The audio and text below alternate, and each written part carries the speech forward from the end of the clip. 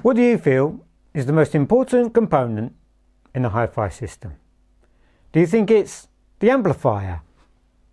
Maybe you're a believer in source first, where you need to spend most of the money on your turntable or your CD player or whatever you use as a source. Or maybe you're a believer in spending more money on a pair of loudspeakers because that will make the biggest difference to the final sound.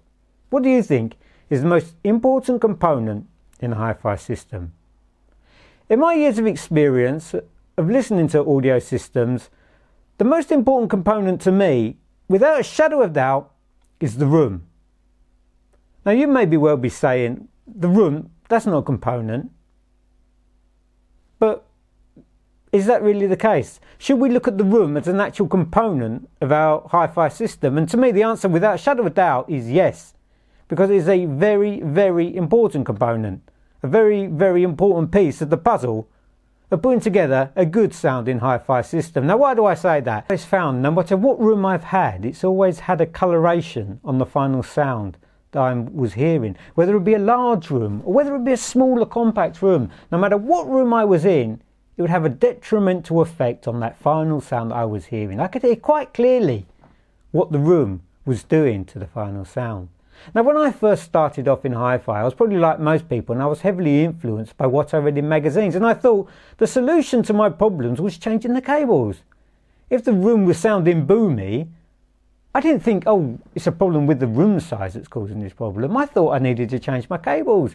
Probably like other people, they change their cables over thinking it's going to solve the problem that they've got, which is actually created by the room, not by the cables at all. So what we're going to look at is we're going to look at how do we get good sound, or this is going to be my recommendation to you of how we can get good sound in a small room, because believe me, it is very, very, very difficult to get good sound in a small room. Let's take a look, shall we, and see my recommendation of making our sound a little bit more enjoyable in a smaller room. Let's go and take a look. Come on. You may well be asking yourself, what do we consider to be a small room? Well, for me, probably a small room I would consider to be probably 3 meters by 3. Now, when you've got that kind of size room, it's going to be very, very difficult because the room's a cube, it's a box.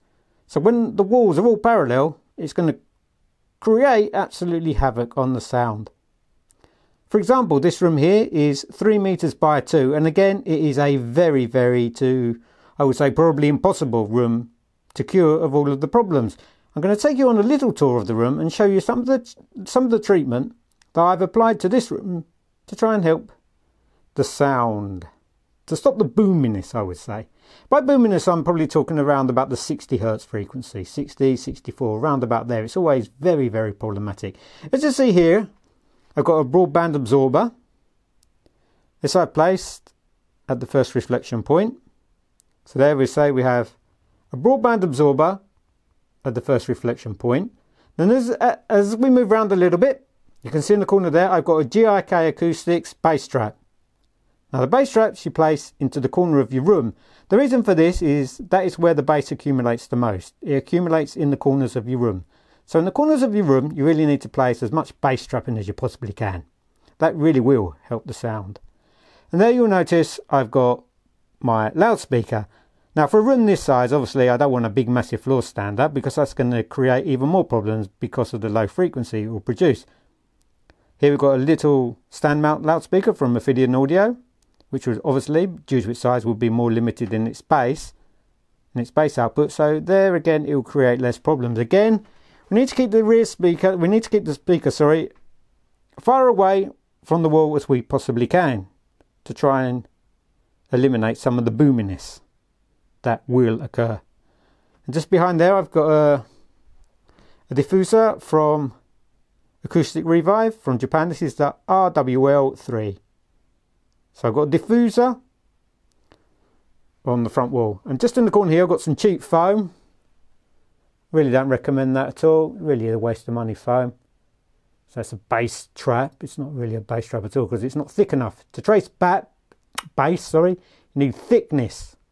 Without thickness you won't be trapping no bass at all. So that's only very thin foam. Why they call it bass trapping I do not know.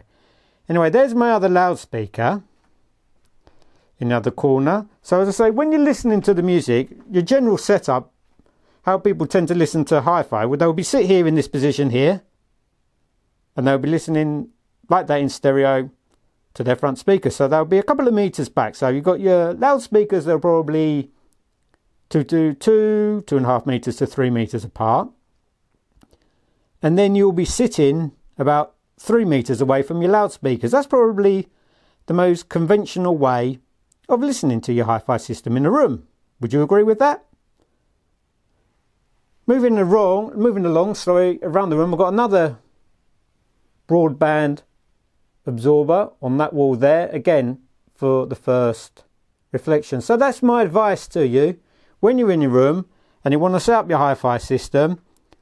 That is, follow these rules. Bass straps in the corners, in your left hand side corner and in your right hand corner. The reason for that is where bass accumulates the most, so we want to try and help that as much as we possibly can. And also to treat your first reflections there to your left, and again on the other side of the room to your right. And if you can, which I haven't done, you want to go up there as well on your ceiling. A little bit more difficult to do, but again, that's your first reflection and that'll have a massive impact on the sound. And also I've got pictures on my wall. If you can treat your front wall, even better.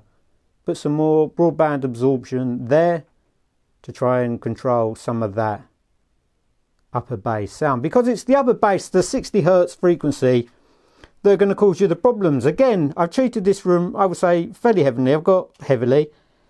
I've got a couple of more, I've got 3 other broadband absorbers in this room as well. So the room's actually quite dead, but even then, I'm still not getting a great sound. I can hear that coloration around the 60 hertz frequency, and it's horrible. It really is horrible. It really is. There's so much musical information at that frequency, and every song you play, you can hear the effect that the room's adding to the sound. And as I say, it's not very nice. I've done as much as I can to this room. I've got a reasonable sound out of it, not fantastic, but it's far better than what it was. But it's not the final solution. How then can we get the final solution? How can we get a really, really good sound in a tiny little room like this? I'm going to show you how we can achieve that right now. Stay tuned. There we can see in front of us, if it stays in focus, my solution to those that have problematic, very, very small rooms. And the solution really is quite simple at the end of the day, because as I say, if you try and listen in a conventional manner of sort of making an equilateral triangle, you never get really truly satisfying results. And for me, the simple and easy solution was to sit near field, was to buy a nice desk and have the speakers right there in front of you. And the reason for this and why it sounds so good is because there's no walls. The sound isn't bouncing off of the walls before it hits your ears. You're hearing a very, very direct sound. It's basically like listening to a pair of headphones. Personally, I don't like listening to headphones. I find it most uncomfortable having something on my head. It makes it sound like the sound's coming from the top of my head. Or earphones, where you have to stick those horrible little things into your ears to listen to music. Not my way of enjoying music. For me, this gives absolutely superb sound results. I'm absolutely delighted with how good this sounds. So, if you've got that small room, remember, go desktop audio and sit as close as you possibly can to your loudspeakers and you'll hear such beautiful imaging. Really, the sound comes like it's coming from my screen. You can see my screen in the centre there. And the sound of the voices is dead centre. It creates a beautiful sound stage, depth, height, clarity. Everything you could possibly want from a high-end sound system is right there before your ears. Let's take a little bit of a closer look, shall we, how I've got it set up. Here we see we've got a pair of monitors. It's a rather large size, but they produce tremendous bass, and great clarity in the bass. Really, really goes deep, and it's controlled. Not like how it was before when I was sitting 2 or 3 meters away from the loudspeakers. It was just booming and bouncing around the room as it was bouncing off the walls because it didn't have enough space to travel in. Those low frequencies need a lot of room to be able to breathe.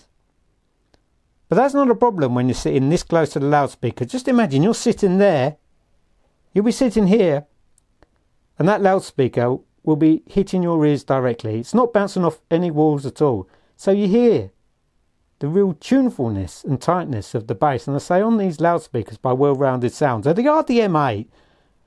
And the bass on them is absolutely beautiful. Lovely, deep, rich, powerful bass you hear. And they've got that beautiful, beautiful treble on them. As I say, I really, really do recommend desktop audio. Here we've got a desktop from IKEA. Not very expensive at all. Keenly priced. So what I'll do is I'll sit in my chair here, get myself nice and comfortable. And as I say, this is how close the loudspeaker is to me. This is fairly close.